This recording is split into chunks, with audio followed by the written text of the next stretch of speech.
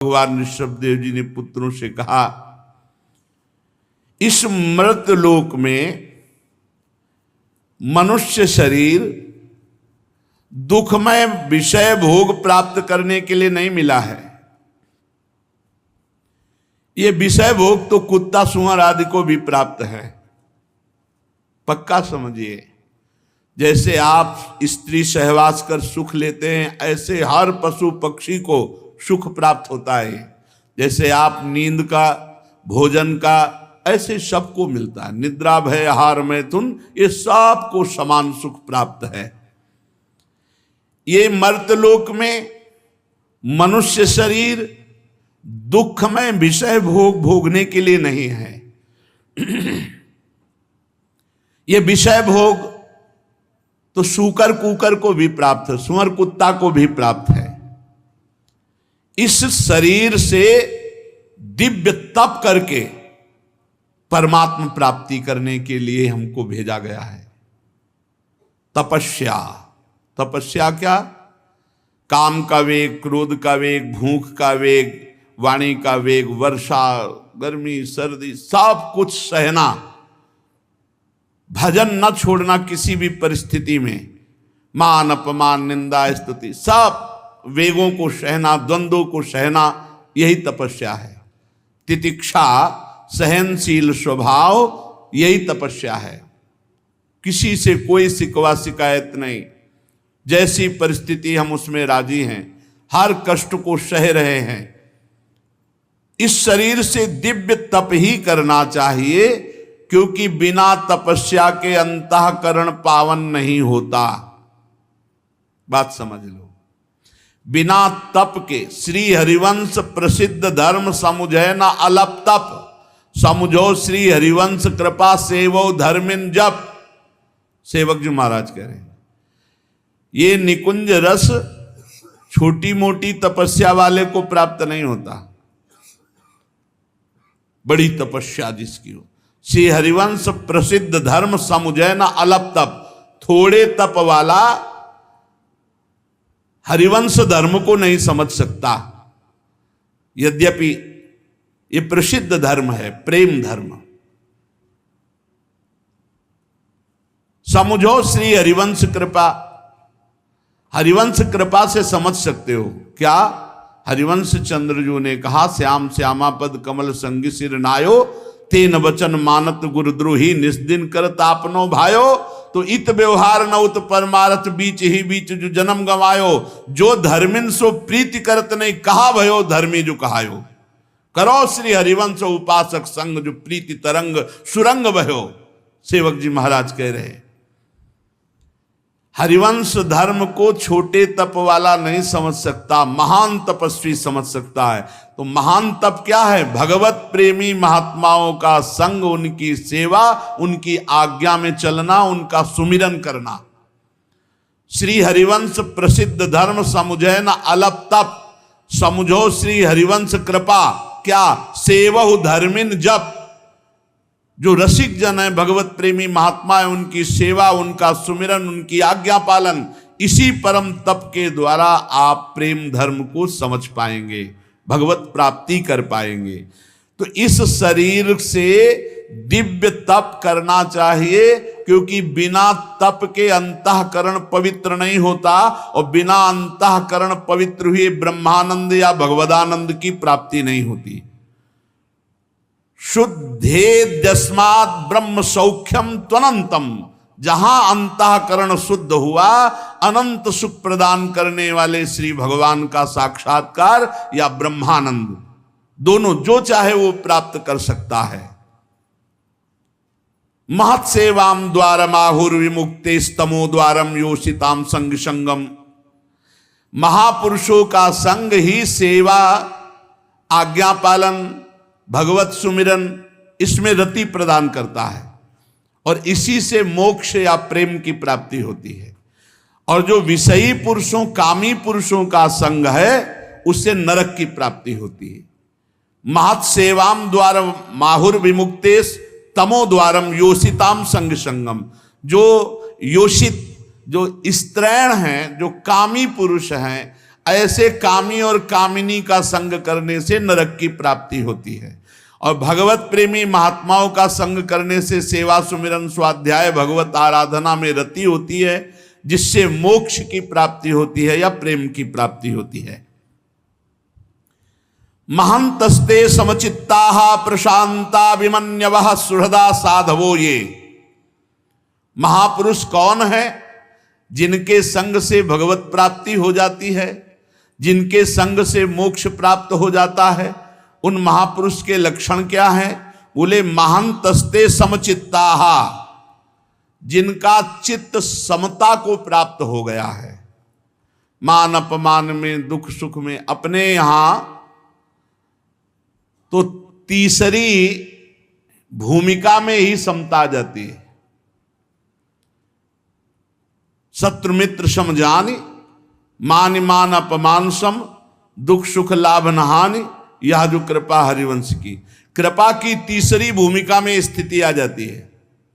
प्रथम भूमिका में मुख वर्णत हरिवंश, चित्त नाम हरिवंश रति, मन सुमिरन हरिवंश, यह जो कृपा हरिवंश की। हरिवंश शरणागत होकर निरंतर सुमिरन में मगन, ये प्रथम भूमिका। फिर व्यवहार में सब जीवन सो प्रीति, रीत निवाह तापनी, श्रवण कथन प्रतीति, यह जो कृपा हरिवंश की। दूसरी भूमिका, व्यवहार में सबसे प्रेम का व्यवहार, किसी से कोई बदले में चाह नहीं, और अपने वाणी जी के श्रवण कथन में दृढ़ विश्वास, दृढ़ प्रतीति, दृढ़ विश्वास। तीसरी भूमिका, शत्रु मित्र समझाने, दुश्मन में और मित्र में समान भाव। मान मान अपमान सम, मान में और अपमान में समभाव, लाभ हानि में समभाव, सुख दुख में समभाव। ये तीसरी स्थिति, तीसरी भूमिका जागृत हो गई। चौथी भूमिका, भगवत प्रेम में डूबे हुए रसिक महापुरुषों का निरंतर सानिध्य प्राप्त होना। नितिक धर्मिन संग, रंग बढ़त नित नित सरस, तो नित नित प्रेम अभंग, यह जो कृपा हरिवंश की। और पांचवी भूमिका में निरखत नित्य विहार, पुलकित तन, लीला में प्रवेश। महापुरुष कौन है? जो कृपा प्रकरण में तीसरी भूमिका है, वो समचित्ता नाम, किंचन मात्र किसी में कभी भी विषमता नहीं, ना किसी से राग न किसी से द्वेष, सब में एक अपने आराध्य देव को देखना, यही समता है। सर्वान वस्तुतया निरीक्ष परम स्वाराध्य बुद्धिर्मम, मेरे राधा वल्लभ लाल सब में विराजमान है, तो वो समचित्ता।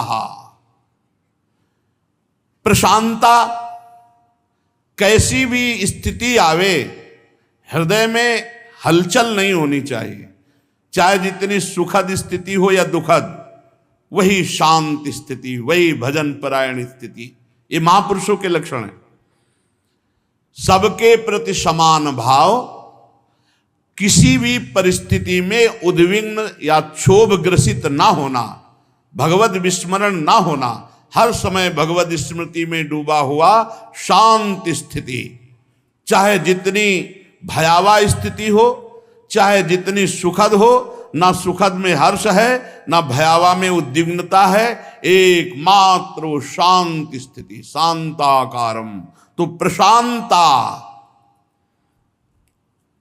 परम शांत। फिर आगे विमन्यवः, विमन्यवः क्रोधहीन, कितना भी कोई गुस्सा दिलाए कभी गुस्सा ना।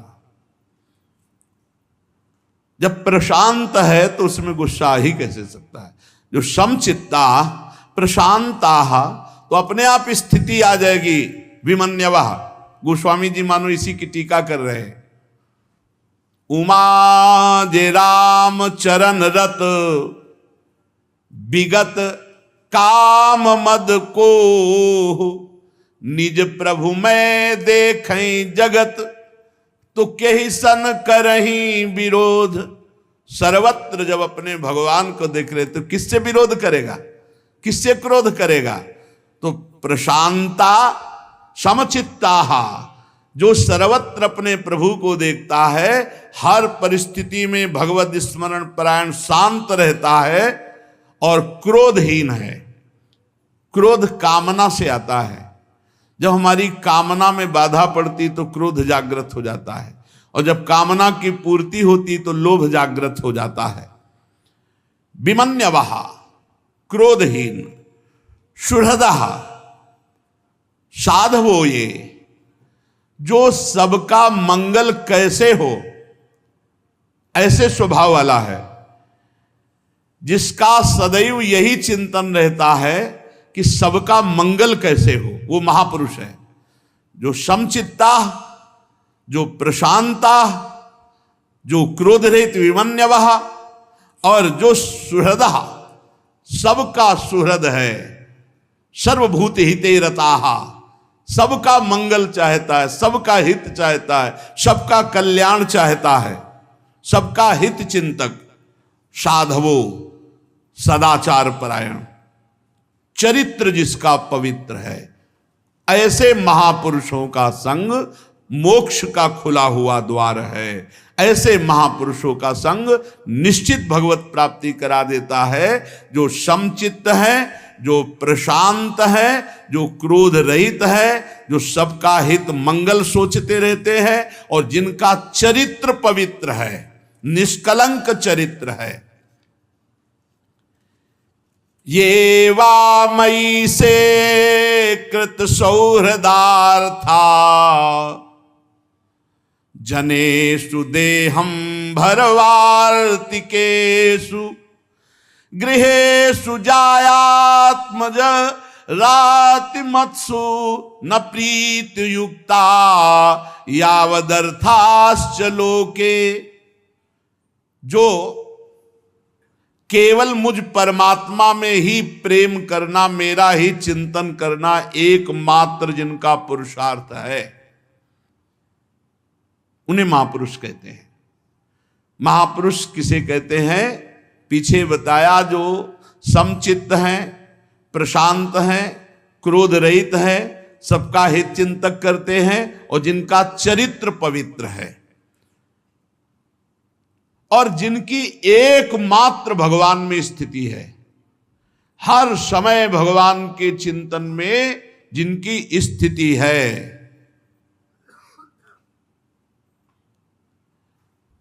विषयों की ही चर्चा करने वाले लोगों में, स्त्री में आसक्त, पुत्र में आसक्त, धन में आसक्त, और सब सामग्रियों से भरे हुए घरों में जो आसक्त है, ऐसे लोगों का संग नरकगामी बनाता है। और जो एकमात्र भगवान में आसक्त है, वही भगवत प्राप्ति करा सकते हैं। ऐसे ही महापुरुषों का संग करना चाहिए। अगर ऐसे महापुरुष गृहस्थ हुए, गृहस्थ में भी, तो वो विषय चर्चा करने वाले स्वभाव वाले नहीं होंगे, वो स्त्री पुत्र धन आदि में आसक्त नहीं होंगे, वो भोग संपन्न घरों में अरुचि मानने वाले होंगे, वो केवल शरीर निर्वाह के लिए धर्म पूर्वक कर्म में प्रवृत्त होते हैं, उनकी कोई फलाकांक्षा, कोई कामना नहीं होती। गृहेषु जायात्म जराति मत्सु न प्रीति युक्ता यावदर्थाश्च लोके। न उनकी स्त्री में आसक्ति है, न पुत्र में, न धन में, न घर में, न परिवार में। फिर भी वो घर परिवार में रहते हुए धर्म पूर्वक आचरण करते हैं, फल की आकांक्षा रहित स्थिति। नूनम प्रमत्तः कुरुते विकर्म, यदीन्द्रिय प्रीतया प्रणोति, न साधु मन्ये यत आत्मनोय, मसन्नपि क्लेशदयास देहा। ये जो मनुष्य भगवत प्रेमी महात्माओं का संग नहीं करते, उनकी बुद्धि कुमति हो जाती है। उसे होती, सबके अंदर दो बुद्धि होती है, कुमति और सुमति। पर जब हम साधु संग करेंगे तो कुमति को दबाकर नष्ट करके सुमति जागृत हो जाती है, और जब हम संसारिक पुरुष का संग करेंगे तो सुमति को दबाकर कुमति बढ़ जाती है। तो जब कुमति बढ़ जाती है कुसंग से, तो मनुष्य प्रमादवश, प्रमाद कहते हैं ना करने योग्य कार्य को करना और करने योग्य कार्य को ना करना, प्रमादवश वो कुकर्म करने लगता है। और जब उसकी कुकर्म में प्रवृत्ति होती है, शास्त्र विरुद्ध पापाचरण को कुकर्म कहते हैं, उसकी ये प्रवृत्ति इंद्रियों के तृप्त करने के लिए होती है। पर तृप्ति जब कुछ हो तब ना हो, तृप्ति होती नहीं। अब वो पाप पे पाप कर्म करता चला जाता है। भगवान ऋषभ देव जी कहते हैं, पुत्रो मैं इसे अच्छा नहीं समझता, क्योंकि आत्मा को ये असत दुखदायक बंधन इन्हीं कर्मों से प्राप्त हुआ है। इस शरीर को मैं मान करके इंद्रियों को तृप्त करने के लिए शास्त्र विरुद्ध कुकर्म पापाचरण करने से जीव की दुर्गति हो जाती है। जब जीव को आत्म तत्व की जिज्ञासा नहीं होती, तब वो देहाभिमान वश रहता है, देह को ही अपना स्वरूप मानता, मैं मानता है। और देह को जब तक मैं मानता है, तब तक वो लौकिक कर्मों में और विषयों में फंसा रहता है। बिल्कुल सीधी बात है। और उसके मन में कर्म की वासनाओं की बाढ़ रहती है। ये कर लिया वो कर लेंगे, ये भोग लिया वो भोग लेंगे, ऐसा इतना जमा कर लिया, इतना हो जाए, इतना, और मर गया, और सब ऐसे ही पड़ा रहा।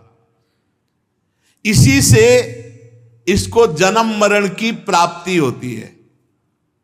फिर समझिए, जिसको आत्म तत्व की जिज्ञासा नहीं होती, मैं कौन हूं, मेरा लक्ष्य क्या है, मैं यहां क्यों आया हूं, कब तक ये भटकता रहूंगा, तो उसे शरीर में मैं बुद्धि रहती है, आत्म जिज्ञासा ना होने के कारण।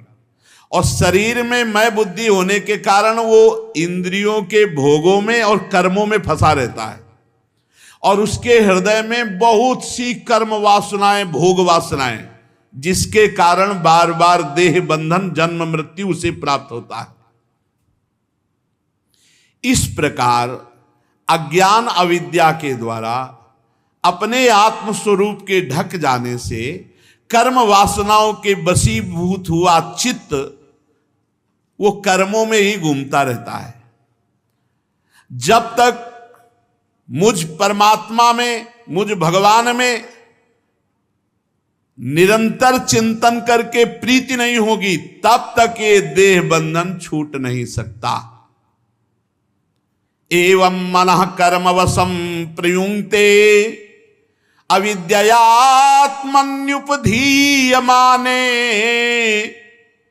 प्रीतिर्नयावन्मयि वासुदेवे न मुच्यते देह योगे न तावत।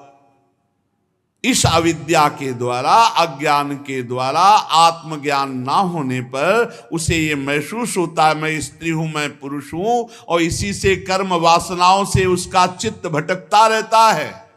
जब तक मुझ वासुदेव भगवान में प्रीति नहीं होगी, तब तक ये आवागमन का बंधन नहीं छूटेगा। ये जीव पागलों की तरह चेष्टा किए जा रहा है, ये पता नहीं हर चेष्टा का फल है तुम्हें भोगना पड़ेगा, बस किए जा रहा है।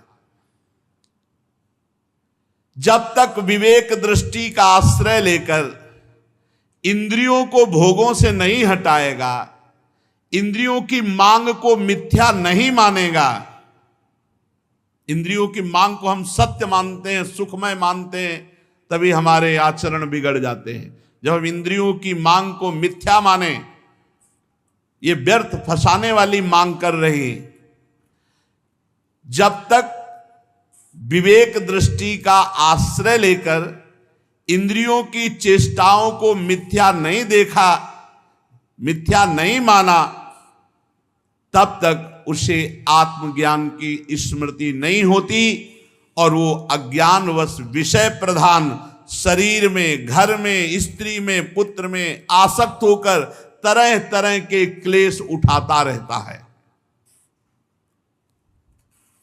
वैसे ही भगवान की माया का बड़ा विचित्र बंधन है। फिर स्त्री और पुरुष, इनका जो दाम्पत्य सुख बंधन है, ये तो बहुत ही विचित्र है। पंडित जन कहते हैं, ज्ञानी जन, कि जड़ चेतन की एक ग्रंथि तो बंधी है जो ना होने पर भी बहुत जोर की बंधी है, और ऊपर से और दाम्पत्य सुख की, स्त्री पुरुष की ऐसी आसक्ति प्रकट होती है भगवान की माया की, उसको पता नहीं मिनट का।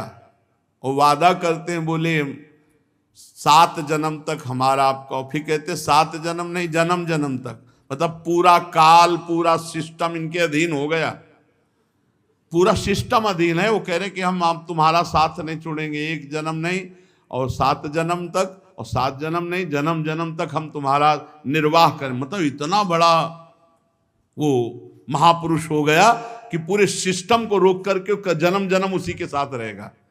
एक जगह साथ रह सकते हो, दोनों मिलकर भजन करो और भगवान का चिंतन करते हुए दोनों शरीर छोड़ो तो एक ही जगह पहुंच जाओगे, तो एक ही जगह पहुंच जाओगे। ये दाम्पत्य भाव, ये स्त्री पुरुष की आसक्ति बड़ा अभेद्य बंधन, अभेद्य बंधन। देहाभिमान रूपी एक एक सूक्ष्म ग्रंथि तो पहले से ही है। इसी कारण जीव को देह में, इंद्रियों में, घर में, खेती में, पुत्र में, स्वजन में, धन में मैं मेरापन हो गया। यही बंधन है, कुछ नहीं। अभी शरीर छूट जाए, कुछ नहीं तुम्हारा, कुछ नहीं। जिस समय भगवान का विस्मरण करके जीव देह में आसक्त हो जाता है, तो घर में आसक्त, खेत में आसक्त, पुत्र में आसक्त, स्वजन में आसक्त, धन में आसक्त, ऐसी आसक्तियां पैदा होती है मैं मेरे की। भगवत प्राप्ति की तो बात जाने दो।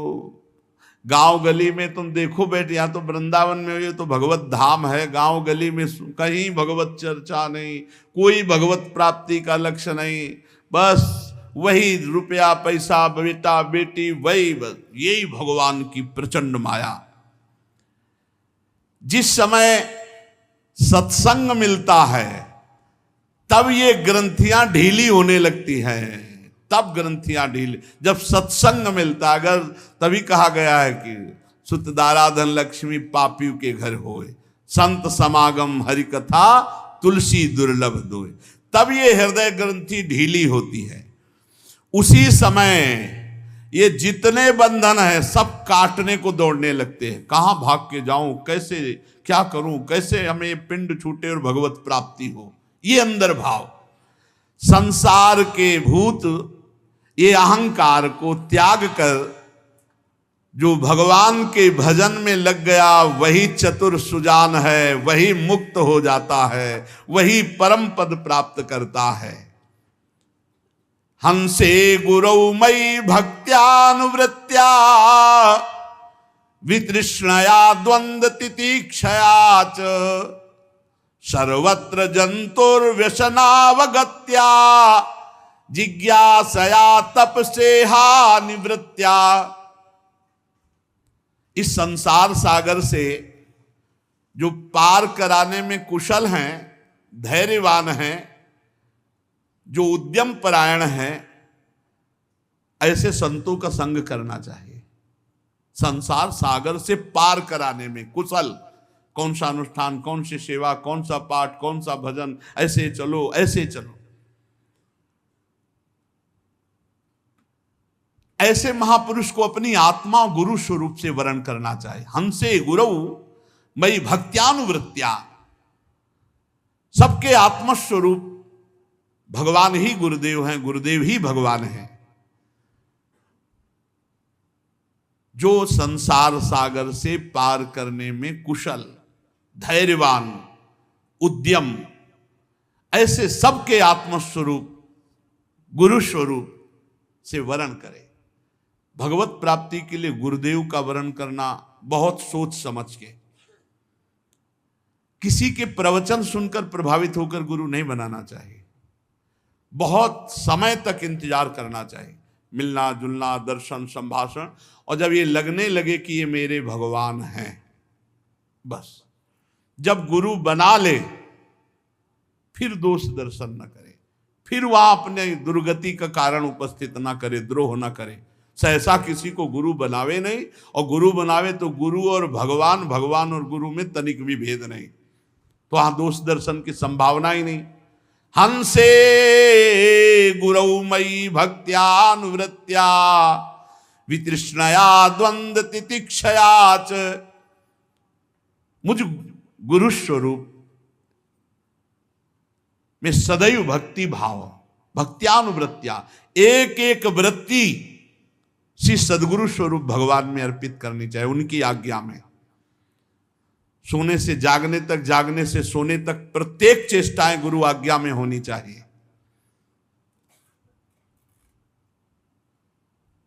भगवान की प्राप्ति गुरुदेव की कृपा से है। गुरु कृपा ही केवलम। गुरुदेव ही भगवान है, भगवान ही गुरुदेव है। उनकी आज्ञा में जीवन समर्पित कर दे वो धन्य भाग। कोई बिरला ही होता। मनमानी तो पूरा सृष्टि चल रही, गुरुमानी कोई बिरला ही होगा, और जो गुरुमानी होगा वो भगवत परायण होगा। सर्वत्र जंतुर व्यसनावगत्या जिज्ञासया तप सेहा निवृत्त्या मत कर्म भीर मत कथया च नित्यम मद्देव संगाद गुण कीर्तनान में निर्वैर साम्योपसमेन पुत्रा जिहासया देह गेहात्म बुद्धि। मेरे परायण हो जाए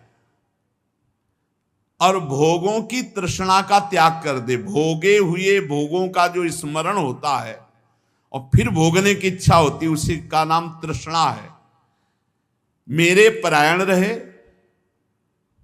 तृष्णा का त्याग कर दे, सुख और दुख में समान भाव रहे। हर योनि में दुख उठाना पड़ता है, तो ये जो हमें मनुष्य देह मिली इसमें हम दुख भोग कर पवित्र हो रहे हैं। भोगना चाहिए, घबराना नहीं चाहिए दुख से। जितना दुख मिलेगा उतना ही हम पवित्र होकर भगवान की तरफ बढ़ रहे हैं। तत्व जिज्ञासा से, तपस्या से, सकाम कर्मों के त्याग से, मेरे लिए ही कर्म करने से, मेरी कथाओं को रोज सुनने से, मेरे भक्तों के संग मेरा नाम कीर्तन करने से, किसी से भी सृष्टि में वैर ना करने से, समता से, शांति से, शरीर घर आदि में मैं मेरेपन भाव को त्यागने की इच्छा से, रोज शास्त्र स्वाध्याय से, कुछ समय एकांत सेवन से, प्राण इंद्रिय और मन के संयम से, शास्त्र और संत पुरुषों के वचन सुनकर उनमें यथार्थ बुद्धि रखने से, पूर्ण ब्रह्मचर्य से, कर्तव्य कर्मों को निरंतर सावधान होकर करने से, मौन से, मेरी ही सत्ता देखने से, अनुभव ज्ञान सहित तत्व विचार से, योग साधना से, इन सब साधनों से जो वर्णन किए गए, अहंकार का नाश हो जाता है और लिंग शरीर लीन हो जाता है। वो मोक्ष पदवी प्राप्त कर लेता है। कोई साधन पकड़ लो, इतने साधन बताए भगवान ऋषभ देव जी ने। पहली बात, संत महापुरुषों का संग मोक्ष प्रदान करने वाला, कामिनी कामी विषयी पुरुषों का संग नरक प्रदान करने वाला। कैसे संत महापुरुष होते हैं? तो बोले समचित्त, प्रशांत, क्रोध रहित, सबका कल्याण चाहने वाले और सदाचार परायण अर्थात पावन चरित्र। ऐसे संतों का जब संग किया जाता है तो हमारे हृदय में भागवतिक साधन उदय हो जाते हैं। हम सदगुरुदेव का वर्णन करें, आत्मस्वरूप सदगुरुदेव, मेरी आत्मा सदगुरुदेव भगवान, सदगुरुदेव भगवान मेरी आत्मा है। और अनन्य भाव से उनकी भक्ति करने से, भगवान के परायण से, भोगे हुए भोगों का त्याग करने से, सुख दुख में समान भाव। हर योनि में दुख भोगना है तो मनुष्य योनि में दुख भोग करके भगवान को प्राप्त कर लेंगे, अन्य योनियों में जाना ही नहीं पड़ेगा। इस विचार से तत्व जिज्ञासा से, तपस्या से, सकाम कर्म के त्याग से, भगवान के लिए ही कर्म करने से, भगवान की रोज कथाएं सुनने से, भक्तों के संग नाम कीर्तन करने से, बैर त्याग से, समता से, शांति से, शरीर घर आदि में मैं मेरेपन के भाव का त्याग करने से, अध्यात्म शास्त्रों का स्वाध्याय करने से, कुछ समय एकांत सेवन का स्वभाव बनाने से, प्राण इंद्रिय और मन के संयम से, संत पुरुषों के वचन पर बिल्कुल सत्य बुद्धि रखने से, पूर्ण ब्रह्मचर्य से, मौन से, सर्वत्र भगवान की सत्ता देखने से, ये योग साधना से अहंकार नष्ट हो जाता है, लिंग शरीर लीन हो जाता है और वो परम पद का अधिकारी होता है। मनुष्य को चाहिए सावधान रहकर अविद्या के द्वारा बंधे हुए हृदय ग्रंथि को गुरुजनों के उपदेश से, शास्त्र ज्ञान से काट डालो, इसी जन्म में काट डालो। क्या हृदय ग्रंथि है? मैं स्त्री हूं, मैं पुरुष हूं। वैसे मैं अविनाशी चैतन्य परमात्मा का अंश हूं, पर अज्ञान के कारण मैं अपने को स्त्री पुरुष मान रहा हूं। ये हृदय में ग्रंथि जो पड़ गई है, इसे गुरुदेव के द्वारा दी हुई उपासना से काट डालो, शास्त्र के वचनों का मनन करके इसे मिटा दो। मैं ना स्त्री हूं ना पुरुष हूं, मैं भगवान का अंश, भगवत स्वरूप हूं। क्योंकि यही ग्रंथि, जड़ चेतन ग्रंथि, इसी में सारे कर्म करने का उत्साह, कर्म संस्कार, वासनाएं, भोग वासनाएं इसी में रहती, इसी में अहंकार रूपी, देहाभिमान रूपी महल में एक कर्म रहते, कर्म संस्कार रहते हैं, भोग वासनाएं रहती, यही। और जब देहाभिमान नष्ट हो जाए तो सब साधनों को छोड़ दे। अब कर्ता भाव भी गया साधन का। अब जो हो रहा है वो गुणानुगुण वर्तनते और वो अपने स्वरूप में है। जिसको मेरे लोक की इच्छा हो,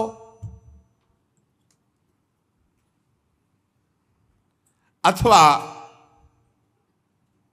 मेरे अनुग्रह प्राप्ति को परम पुरुषार्थ मानता हो, तो मेरी इस आज्ञा का पालन करे। ऋषभदेव भगवान आज्ञा कर रहे हैं कि मेरे परम पद को प्राप्त करना, मेरी कृपा को प्राप्त करना, तो मेरी आज्ञा का पालन करना। वही राजा राजा है जो अपनी प्रजा को भगवान के भजन में लगा दे। ये बात समझना है। पुत्रांश्च शिष्यांश्च नृपो गुरुर्वा मल्लोक कामो मदनो ग्रहार्थः इत्थं विमन्युरनुशिष्य दत्त ज्ञान न योजयेत् कर्मसु कर्म मूढ़ाम्। यदि राजा हो तो अपनी प्रजा को यही उपदेश करे कि भगवान का भजन करते हुए अपने कर्तव्य कर्म का पालन करो, इसी जन्म में भगवत प्राप्ति कर लो। यदि गुरु हो तो अपने शिष्य को यही शिक्षा दे कि अपने कर्तव्य का पालन करते हुए निरंतर भगवान का भजन करो, नहीं तो इस जीवन का कोई लाभ नहीं है। यदि पिता हो तो अपने पुत्रों को यही शिक्षा दे। अज्ञान के कारण यदि शिष्य अपने गुरु के अनुसार न चलकर कर्मों को परम पुरुषार्थ माने, तो उन पर ज्यादा क्रोध न करे, समझा बुझाकर फिर उनको लावे और संसार के अंधकूप में ना गिरने दे, उन्हें भगवान तक पहुंचावे। गुरु वही है जो भगवत प्राप्ति करा दे, पिता वही है जो भजन में लगावे, राजा वही है जो अपनी प्रजा का कल्याण कर दे। उन्हें विषयासक्ति युक्त काम कर्मों में फंसने न दे। डांट के, फटकार के, दुलार के, जैसे माने वैसे। जैसे कोई अंधा पुरुष किसी अंधे कुएं के मार्ग में गिरने जा रहा हो तो नेत्र वाला उसे कैसे गिरने देगा, आगे जाके दौड़ के बचाएगा। ऐसे गुरु अपने शिष्य को, पिता अपने पुत्र को, राजा अपनी प्रजा को बचाए, संसार रूपी अंधे कुएं में ना गिरने दे, उन्हें भगवान के भजन में लगाकर उनका कल्याण करे। ये संसारी लोग नहीं जानते कि अपना सच्चा कल्याण किस बात में है। ये लोग तो इतना जानते हैं कि ये भोग मिल जाए, ये रुपया मिल जाए, ये पद मिल जाए, जमीन मिल जाए, बस इतना। इनको पता नहीं है कि सच्चा कल्याण किस बात में है।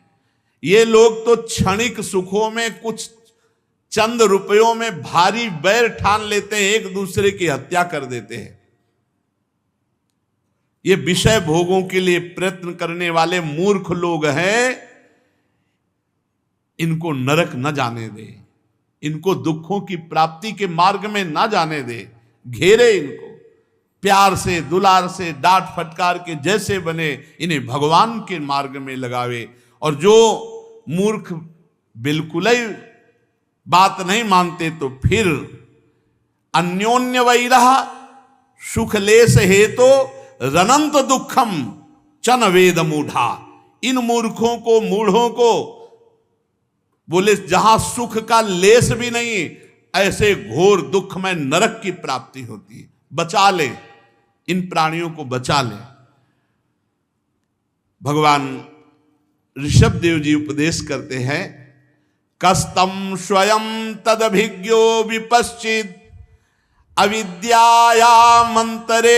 वर्तमानम दृष्ट्वा पुनस्तम सघृणा कुबुद्धिम प्रयोजयेदुत्पथगम यथांधम।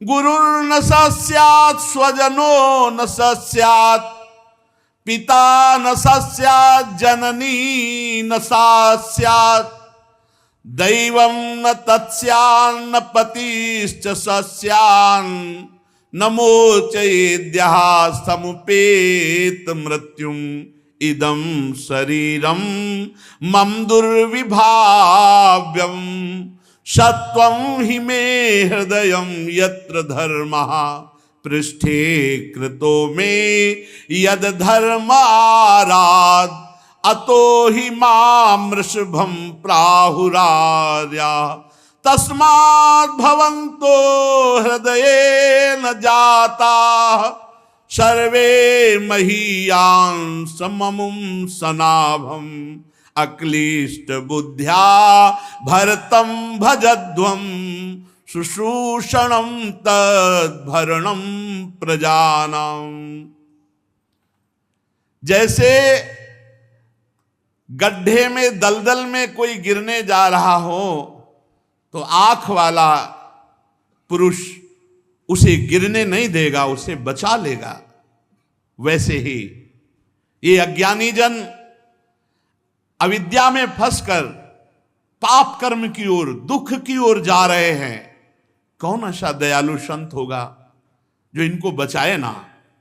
जानबूझकर उसे कौन गिरने वाले मार्ग में जाने देगा या जाने की प्रेरणा करेगा? इसलिए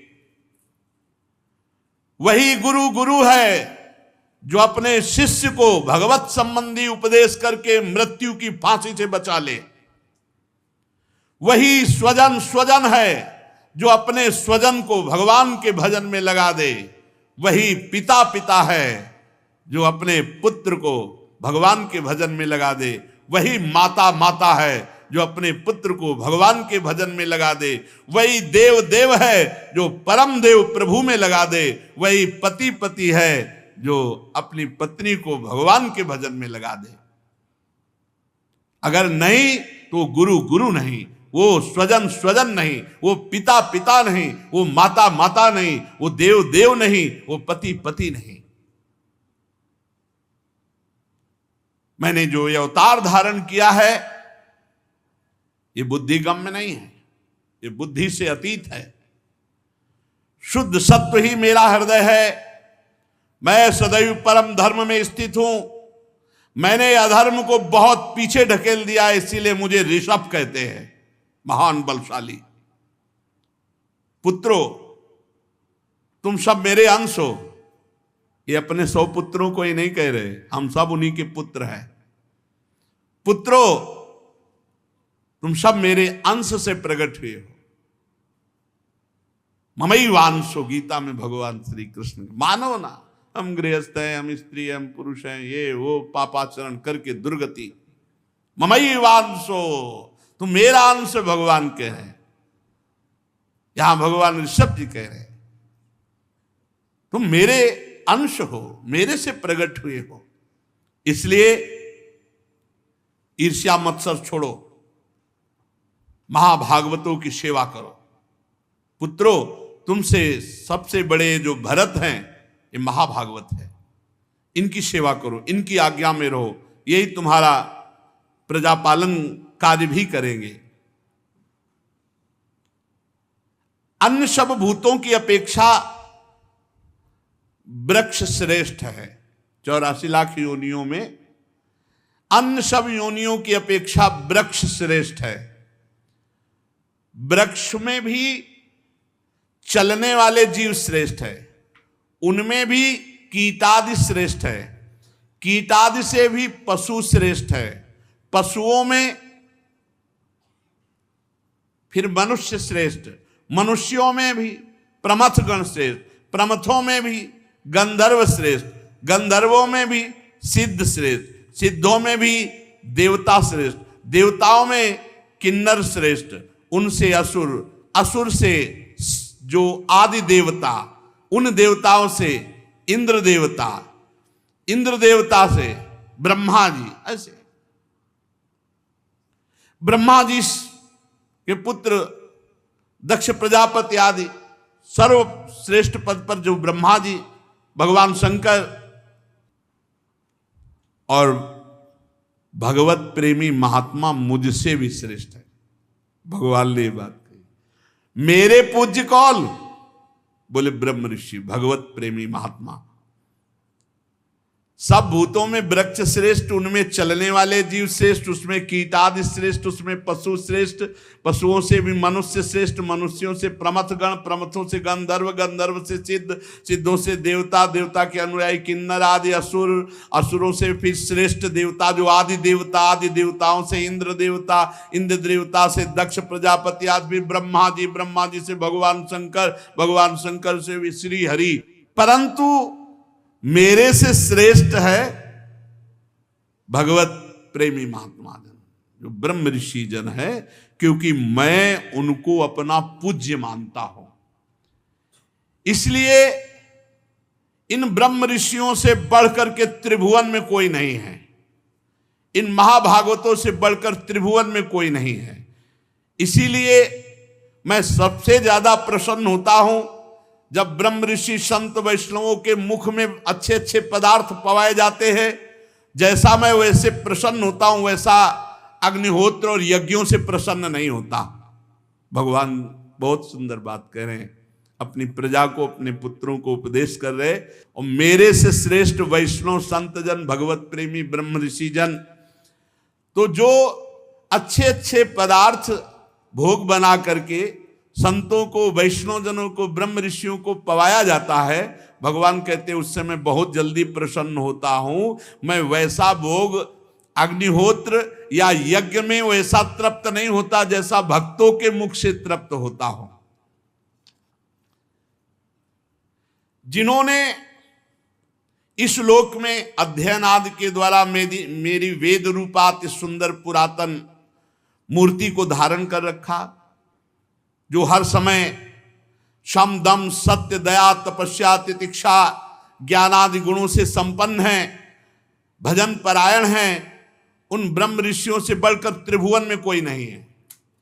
मैं ब्रह्मादि श्रेष्ठ, ये सब स्वर्ग मोक्ष देने में सामर्थ्य, किंतु मेरे अकिंचन भक्त ऐसे निष्प्रिय होते हैं कि वो मुझसे भी कुछ नहीं चाहते। राज्य आदि वस्तुओं की तो बात क्या, वे स्वर्ग मोक्ष कुछ नहीं चाहते। इसलिए इन भक्तों से बढ़कर के कोई नहीं। मत्तोऽप्यनन्तात् परतः परस्मात् स्वर्गापवर्गाधिपतेर्न किंचित येषां किमुष्यादितरेण तेषा मकिंचनानां मयि भक्ति भाजाम। भगवान कहते हैं मैं स्वर्ग मोक्ष सब कुछ देने में समर्थ हूं, पर मेरे अकिंचन भक्त मेरे से भी कोई चाह नहीं रखते। ये राज्य आदि भोगों की तो बात जाने दो। इसलिए सर्वश्रेष्ठ त्रिभुवन में मेरे अकिंचन भक्त है। जो अकिंचन भक्तों की सेवा करता है मैं बहुत जल्दी, अकिंचन उसे ही कहते हैं जिनकी जीवन में प्रभु के सिवा और कोई नहीं। अकिंचन में कोई गरीब या ऐसे फटे पुराने कपड़े ऐसी पहचान नहीं। अकिंचन अम्बरीश जी को भी कहते हैं, चक्रवर्ती सम्राट, लेकिन जो प्रभु के सिवा जिनका कोई नहीं, आंतरिक, वही अकिंचन, पूरा भला परिवार है। अकिंचन हृदय का विषय है। तुम संपूर्ण चराचर भूतों को मेरा इस शरीर समझकर शुद्ध बुद्धि से पद पद पर उनकी सेवा करो, मेरे भक्तों की सेवा करो। यही मेरी सच्ची पूजा है। मैं इससे बहुत जल्दी प्रसन्न होता हूं। ये बात समझनी होगी। मन, वचन और दृष्टि और इंद्रियों की चेष्टाओं से साक्षात मेरी समस्त साधना का फल होगा मेरे भक्तों का पूजन, चराचर जगत का पूजन। अगर मुझे नहीं प्रसन्न कर पाया तो इस महामोह में काल पास से वो अपने को छुड़ा नहीं सकता, चाहे जितना साधन कर ले। मेरी प्रसन्नता से ही वो खुला कह दिया। भगवान ने खुला कहा, दैवी हेसा गुणमयी मम माया दुरत्तया मामेव ये प्रपद्यन्ते माया में ताम तरंतिते। ये गुणमयी माया को पार करना बड़ा कठिन है, मेरी शरण में हो जाओ, मैं पार कर दूंगा। और यहां भगवान ऋषभ देव जी कहते हैं कि यदि आप मेरी शरण में होकर मेरी बात मान लो कि भक्तों का पूजन करो, भक्तों का सेवन करो, भक्तों का संग करो, चराचर जगत को मेरा साक्षात स्वरूप समझो, तो मैं प्रसन्न हो जाऊंगा। मैं प्रसन्न हो गया तो तुम्हें इस मृत्यु पाश से मुक्त कर दूंगा। और अगर मैं प्रसन्न नहीं हुआ तो बिना पुमान ये न वहां महाविमोहात कृतांत पाषाण विमुक्त मीसेत। जब तक मैं प्रसन्न नहीं होता तब तक तुम्हें कोई महाविमोह से, इस महामोह से, काल में पास से तुम्हें कोई छुड़ा नहीं सकता। श्री सुखदेव जी कहते हैं, हे राजन परीक्षित, भगवान ऋषभ देव जी के पुत्र यद्यम स्वयं भगवदाकार स्थिति को प्राप्त महापुरुष थे, तो भी लोगों की शिक्षा देने की उद्देश्य वृत्ति से महाप्रभावशाली परम श्रोत भगवान ऋषभ देव जी ने ऐसा उपदेश किया। भगवान ऋषभ देव जी के 100 पुत्रों में भरत सबसे बड़े थे। वे भगवान के परम भक्त और भगवत भक्तों की भी सेवा करने वाले थे। ऋषभ देव जी ने पृथ्वी का पालन करने के लिए महाराज भरत जी का राज्याभिषेक किया और उपशमशील निवृत्ति परायण महामुनियों की भक्ति ज्ञान और वैराग्य रूप परम हंसोचित धर्मों की शिक्षा देने के लिए आप विरक्त हो गए। केवल शरीर मात्र परिग्रह, सब कुछ छोड़ दिया, केवल शरीर, दिगंबर हो गए, नंग धड़ंग सब छोड़ दिया। वस्त्रों का त्याग करके सर्वथा दिगंबर हो गए। बाल बिखेर लिए, पागलों का सा वेश कर लिया और अपने में स्थित अग्निहोत्र की अग्नियों को लीन करके परम सन्यासी हो गए। और ब्रह्मावर्त देश से पागलों जैसा बाल बिखेर लेना, दिगंबर होकर के मौन, ब्रह्मावर्त देश से बाहर निकल गए। वो सर्वथा मौन, जडांध मूक बधिर पिशाचोन्मादक वद अवधूत वेशो भी भाष्यमाणोपि जनानाम गृहीत मौन व्रतस्तूष्णीम बभूव। वह पूरे मौन, पूरे मौन का मतलब किसी भी तरह बात न करना, ना अच्छी न बुरी न भागवतिक न प्रापंचिक। जडांध, जड़ पुरुष, अंधे पुरुष, बहरे पुरुष, गूंगे पुरुष, पिशाचवत, पागलों की सी स्थिति, ऐसे अवधूत शिरोमणि अपने को बनाकर विचरने लगे भगवान ऋषभदेव। महाराज भरत को राजगद्दी पर बिठा दिया। अब वो कभी नगरों से निकलते, गांवों से, कभी किसानों की बस्तियों से, बगीचों से, पहाड़ों से, जहां जैसे शरीर चल रहा है बस चल रहा है। रास्ते से निकलते तो जैसे हाथी को मक्खियां सताती है, ऐसे ही मूर्ख लोग जान नहीं पाए ये कौन है। कोई ईंट मारता, कोई गाली देता, कोई जैसे पागल, अब नंग धड़ंग दिगंबर वेश। ऐसे लोग बहुत तंग करते। देखो,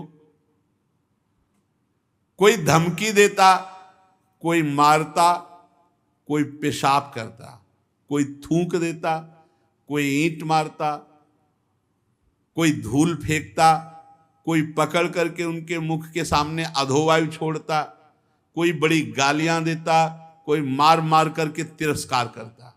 ये है, ये विचरण में सब मिलता है। अकेले गंगा किनारे जैसे विचरण किए ना, तो ये जीवन में काफी सामग्री मिली है, मिलती है। भगवान देते हैं, परिपक्व करने के लिए देते हैं, तभी वो स्थिति परिपक्व होती है। भगवान ऋषभदेव इन बातों पर बिल्कुल ध्यान न देते, बस यही कि ये भ्रम है, ये भ्रम है, मैं शरीर नहीं हूं, ये सब भ्रम है, एक स्वप्न है, ये सत्य नहीं है। मिथ्या शरीर में उनकी अहमता ममता तनिक भी नहीं थी, इसीलिए धूल फेंकना, पेशाब कर देना, मारना पीटना, ये सब शांत भाव से सह गए, सब शांत। बड़ा कठिन है, बड़ा कठिन है सहना। कहना बात अलग है, जब 4 थप्पड़ और गालियां पड़ती हो, कोई कारण नहीं, अकारण ऐसे मार रहा है कोई, तो उस समय आपका विचार क्या चल रहा है, क्या विचार चल रहा है? भगवान ऋषभ, ये सब भ्रम है, ये सब असत्य है, ये सब मिथ्या है। वे कार्य कारण रूप संपूर्ण प्रपंच के साक्षी होकर परमात्मा स्वरूप में स्थित, इसलिए अखंड चित्तवृत्ति से बिना कोई बचाव पक्ष किए सबके बीच से निकलते। कभी गांव से निकल ले, कभी पहाड़ से, कभी जंगलों से, शरीर की कोई रक्षा नहीं, जब जैसा प्रहार हुआ उसे सह लिया, गर्मी सर्दी भूख प्यास सब। यद्यपि अभी तक तो बहुत सुकुमार स्थिति में रहे, चक्रवर्ती सम्राट बड़ा, तो रूप तो छिपता नहीं, बड़ा सुंदर रूप, चौड़ी छाती, लंबी लंबी बाहें, मुख की बनावट बड़ी सुकुमार, पर अद्भुत वेश, और नेत्र तो कमल दल जैसे, कुछ लालिमा लिए हुए, संताप हारणी दृष्टि, बड़े सुंदर कान, कपोल, नासिका। तो कभी कभी इस रूप को देखकर कई लोग मोहित भी हो जाते, पीछे चलते, कहते कि हमें तो लगता है पागल नहीं, पर बिल्कुल मौन, किसी की तरफ देखना नहीं, कोई बोल रहा है तो सुनना नहीं। तभी ऊपर लिखा, जडांध मूक बधिर पिशाचोन्मादक वद अवधूत वेशो विभास्यमाणोपि जनानाम गृहीत मौन व्रतस्तोषणिम बभूव। गंगा किनारे ऐसे संतों के दर्शन हुए, ऐसे संतों के दर्शन, बहुत कृपा, एक से एक महापुरुष, एक से एक महापुरुष। घुंघराली जो लटें थी अब वो जटा के रूप में हो गई। अवधूतों के शिरोमणि भगवान ऋषभदेव जी धूल धूसरित मलिन देह विचरण कर रहे। भगवान ने फिर बीभत्स वृत्ति धारण की, घृणास्पद वृत्ति, बीभत्स वृत्ति, लोग नजदीक ही ना जाए ऐसा रूप, भयावना, घृणास्पद। फिर इसके बाद अजगर वृत्ति, लेट गए, चलना ही। अब जो आ जाए सो आ जाए, खाने को ना मिले तो। ये वृत्ति है परमहंसों की, महापुरुषों की। एक महापुरुष अगर पुराने इनमें से हो तो यहाँ चौराहे पे पड़े रहते थे, भगवान दास जी महाराज। उनको पागल से ज्यादा किसी ने कुछ नहीं समझा, और वो सिद्ध महापुरुष, अवधूत वृत्ति को प्राप्त महापुरुष थे। पूरे लक्षण उनमें थे, पूरे लक्षण।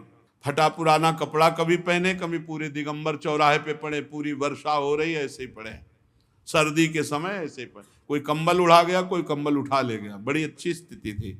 इनमें से किसी ने देखा है भगवान दास जी को? पागल से ज्यादा उनको कोई नहीं समझता था। और ये सिद्ध, पर बिल्कुल सिद्ध बात के वो सिद्ध महापुरुष थे। एक पहली बार जब हम संन्यास वेश में थे तो इनको देखा, चूंकि काशी और गंगा किनारे पर आया, तो हमारे मन में आया कि लक्षणों से तो पूरे लग रहे हैं कि ये अवधूत महापुरुष हैं। तो राधा रमण जी से हमें कुलिया मिली, बस उसको कमंडल रखते थे, कमंडल में रखा, और मन में आया कि हे राधा रमण जी, यदि ये सत्य सिद्ध महापुरुष इस स्थिति को प्राप्त हैं तो हमारे कमंडल को खोलें और ये कुलिया से आपका प्रसाद लें। बस हमारा संशय नहीं था, पर लोगों के कहने से ऐसा लगता था नहीं पागल तो नहीं, तो सिद्ध पुरुष है। आपसे सत्य कह रहे, बीच रमण रेती में एक पेड़ था, चबूतरा था, जो पूर्व के जन है वो जानते हैं, वो रोड बनने पर हट गया।